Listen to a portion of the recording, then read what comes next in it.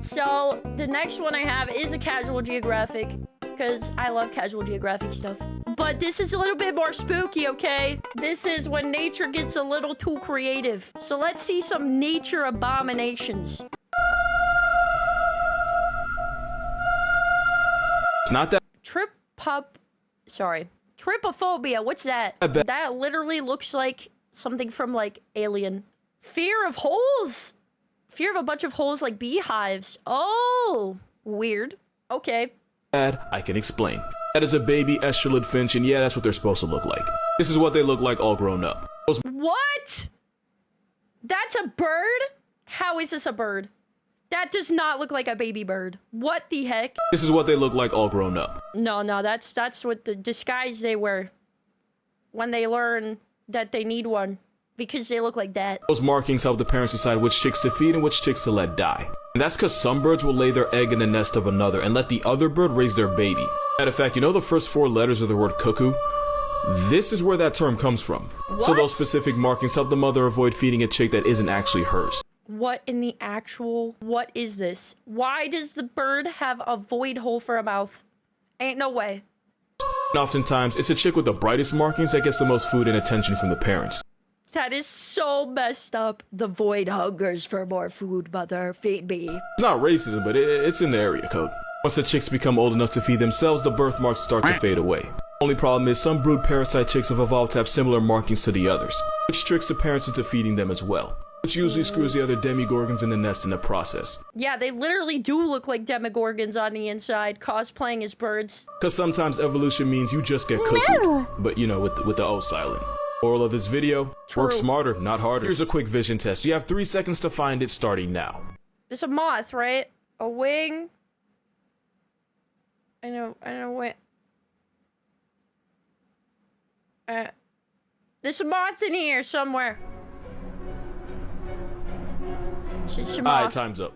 If you counted 3 snakes, you're wrong, because those aren't snakes, that's actually a moth. Yes! Specifically, it's an atlas moth. And at almost 10 inches long, they're one of the largest ones out there. They're one of those animals nature told to f*** off, because in their adult form, they can't eat because they don't have a mouth. Once they're fresh out I still think that's so weird, that moths don't have a mouth. the cocoon, they only live off whatever fat they already stored. don't. Their only purpose in life is to make more of themselves and nothing more. Which is why nature's Xerox will just sit in one spot and wait for a male to come along and do his part, just so the female can lay her eggs and die. These moths have at best 2 weeks before their expiration date, and since flying around and wasting energy only speed runs them through life, they just find a nice spot and sit there and move as little as possible. So to protect themselves and eventually the eggs they lay, they use their wings to cosplay as snakes to scare off anything that could be a threat. It's so pretty though. Like, I don't like bugs a lot, but moths are so pretty. By the time their life trial ends, their eggs are ready to hatch and continue the generational jihad that is their existence. If God has favorites, this moth ain't one of them. Don't scroll. I can explain. Oh, please. It's not what it looks like, but it might be worse. It's actually a marine bristle worm called a polychaete. This deep-sea worm was pulled from the bottom of the ocean by a fisherman who swore this demonic garden hose was smiling. This looks like a living prolapse butthole. I'm sorry. I'm sorry about it. I feel better for letting you guys know, though, for sharing it with you. That's what I was thinking. The worm then proceeded to turn its face inside out. And that's because what looks like its head is actually a retractable pharynx. By the way, that's where yours is. These worms will regurgitate their own pharynx and then push them out their mouths to grab food and then suck it and whatever it caught right back in.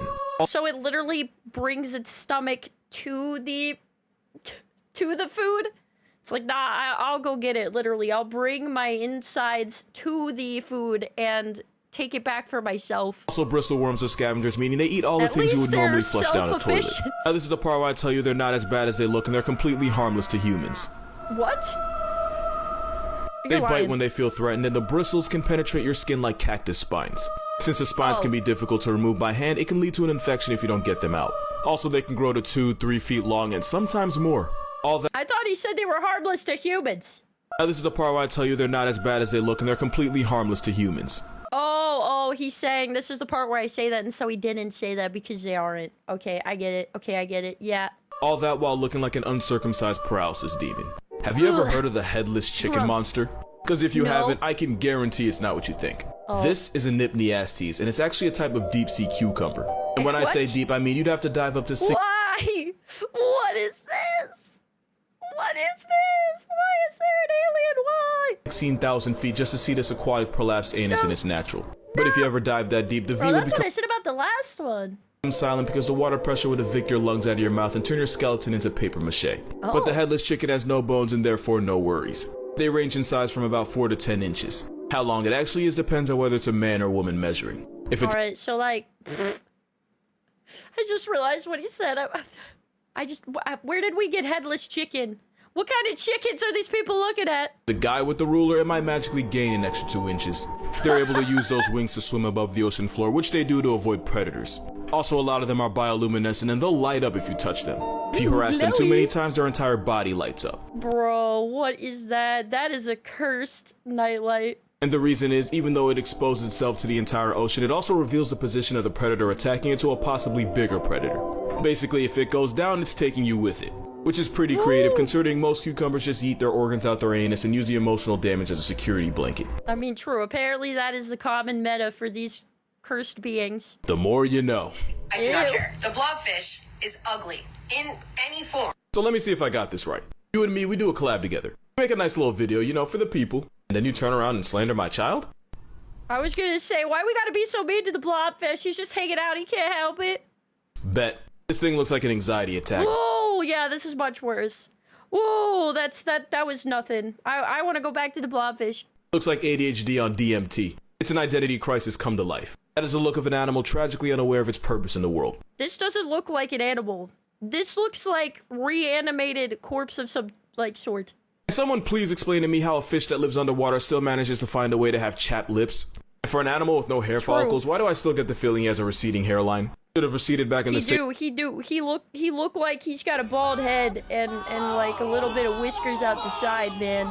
Alien's wet dream where it came from. It looks like the after picture in an anti-drug commercial. Also, it's a fish without scales. That's how I know it's a rough draft come to life. It looks like what happens when the post and draft buttons are way too close to each other. The telescope fish can swallow animals bigger than itself thanks to its stomach, but I still can't stomach the fact that this is an actual living entity. Yeah, like, look, its freaking eyeballs look like pearls. They don't even look real. I'm only roasting this fish because it lives nearly 10,000 feet, like 30 Statues of Liberty underwater in the armpit of the ocean. Me flaming it's the only warmth this LSD guppy's ever gonna get. Also, the way they reproduce is by non-guarding pelagic spawning, meaning they just spunk it up in the ocean and hope it hits the right thing, like a degenerate. Also, blobfish only look like that when you kidnap them from their home. This thing— Oh wait, so what is this? What is this guy then? I'm so confused. Is this also a blobfish? Is this a blobfish out of water? This is terrifying. looks like Nemo's paralysis demon 24/7. I didn't want to do any of this, but you clearly did. So what is this again? Oh god, not the teeth. It's something else, right? What is this guy called? This is miles scarier. He just minding his own business. This animal's proof that nice guys don't always finish last. This is a gelada baboon. It's the world's most intimidating vegan, and they can roll in groups of up to 600. That is a gelada baboons. And usually it's the biggest, meanest monkey that earns the right to mate with all the females in the area. Why does he need vampire teeth? But researchers found that oftentimes females will slip away and hook up with the less aggressive, lower-ranking beta males. Now, if they get caught, it gets ugly for everyone involved. So to avoid getting found out, the geladas will suppress the mating noises they usually make to avoid drawing attention to themselves. What the hell? Since these geladas will typically make these loud cries in the act, you know it's the quiet couples that be doing something they ain't supposed to be doing. I don't think that just applies to monkeys, but that's besides the point. The beta male will only fix the female's plumbing when he's at least 70 feet away from the dominant male. Researchers also found that cheating couples that were caught and confronted ended up doing it again but being more secretive about it. And it turns out females are starting to lose interest in the hyper-aggressive alpha macho males and paying more attention to the nicer, respectful beta males. Again, we could easily not be talking about monkeys here. And apparently these nicer males will do things like groom her and even babysit the children of other monkeys just to earn her approval. Moral of this video, can't call it simping if it works. This panda finessed everybody. I mean, it's right there. Right from the monkey's mouth. It's, well, not really okay, but I don't even know how to say what I was saying. I was gonna say right from the monkey itself, because we studied it. But not really from its mouth, because apparently it just yells. This panda finessed everybody by pretending to be pregnant, and here's how. Pandas are horrendously bad at being themselves. So when a panda gets pregnant, the zoo will do everything in its power to make sure the little panda fetus lives long enough to actually be born. Yes. So when a panda at the Chengdu research base is expecting, she gets her own air-conditioned room, 24/7 care, and extra fruits, bamboo, and bugs. And when a 6-year-old female was expected to add another panda to the population, they did a live broadcast just so people could watch. Yeah, see, like, this is smart. She's like, ooh, I'm getting an air-conditioned room, I'm getting special treatment. Because I guess some people are into that. Except it never happened. She was never pregnant. Even though for 2 months she had all the signs of being pregnant, including eating more and moving around less. Yeah, she's like, if I could pretend to be pregnant, I can get spoiled again. Some experts believe these Working barcode smarter, bears will not harder. purposely continue these pregnancy behaviors if they notice it gets some special attention. And with her quality of life improving, she wasn't about to give that up. In her defense, there is a reason for this. Pandas have one of the shortest windows to get pregnant. I think it's something like 72 hours out of the whole year. Oh, Like wow. out of 365 days, pandas only have one long weekend to get it done. Since pandas have such a small opportunity to have kids, they'll prepare for a baby just in case. Which doesn't really cost them much because again, preparing just means eating more and doing less. Yep. So what people think happened is that hormones made the she panda instinctively get ready for a baby that wasn't there. But when she realized the world was better to her when she did, she just kept it up. Yeah, I was gonna say, I feel like instinctually, if an animal notices they get a lot more for doing something, it's still in their best interest, like, instinct-wise, to do it again. Can't say I blame her, I've seen people lie worse to get less. This is why you don't fly drones in Australia. Oof. One of the biggest threats to an Australian way of life is the wedge-tailed eagle. They're the largest birds of prey down under and can have a wingspan of 7.5 feet. He's really pretty. This is a really, really pretty bird. It's like a bald eagle, but goth, you know? Makes this bird a Yao Ming long. One of these steroid tweeties allegedly had a wingspan Jesus! of over 9 feet, and I'm only saying allegedly for my own mental health. They're insanely territorial and will attack virtually anything with a pulse. That includes this man's $80,000 drone that got falcon punched out of the sky. That's an NYU tuition's worth of drone that got put in a pack. These birds have been known to run fades with sheep, kangaroos, dingoes, 18-wheelers, children. If there wasn't a picture, nobody'd ever believe my it. God. And if you ever go paragliding in Australia, just know you're playing Russian roulette with a shack-sized Jurassic reject. Moral of this video, Australia's just Satan's jungle gym. Yeah, I would never, like, first of all, I would never ever go skydiving, but I would not do it in Australia. If I gave you 100 guesses, you still probably wouldn't guess the animal that cost this man his leg.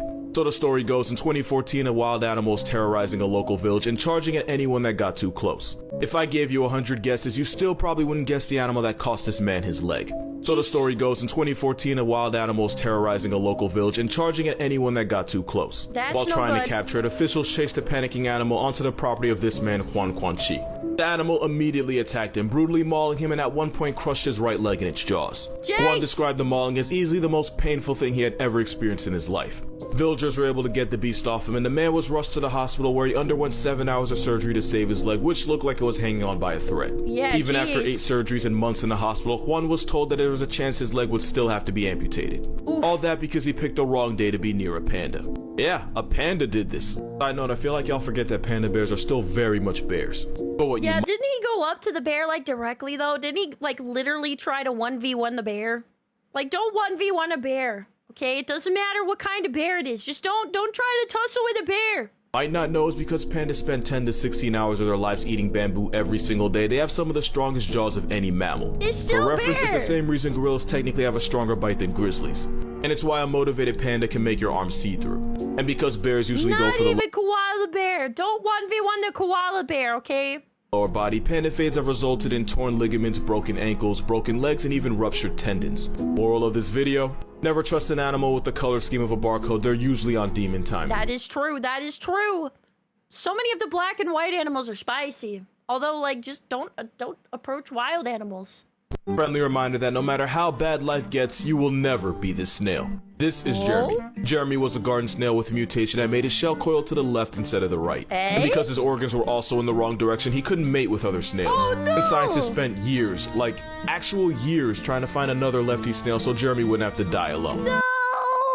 No lefty snails! There's no lefty snails, Jeremy! There was even a viral hashtag lefty snail to help find Jeremy another. Eventually they found two possible options, one from England, one from Spain, all with the same 1 in a million lefty mutation. Yes, we got 2 maidens potentially for Jeremy. Let's go. But then the two snails ignored Jeremy and started mating with each other instead. No! Jeremy! No! In people's terms, it's like if The Bachelor ended in an orgy that he wasn't invited to. The two snails made about 300 babies together, and Jeremy was responsible for exactly none of them. Oh my god, they made Jeremy watch! Eventually, Jeremy was able to find another partner, and this time he did make it to the end zone. Then Let's he died, go. and none of his 56 alleged children had his mutation. I say alleged because What? That's great though. Yeah, because the first thing I would think is like, what if the kids had the mutation, right? But apparently, I guess they didn't inherit it? it turns out his partner actually made it with snails before him, so we have no way of knowing how many of the children were actually his. Rest in peace, Jeremy, because God knows he ain't get to when he was alive. That was great. We're happy for Jeremy. Okay, he eventually got a partner and he lived happily ever after and had a bunch of baby snails.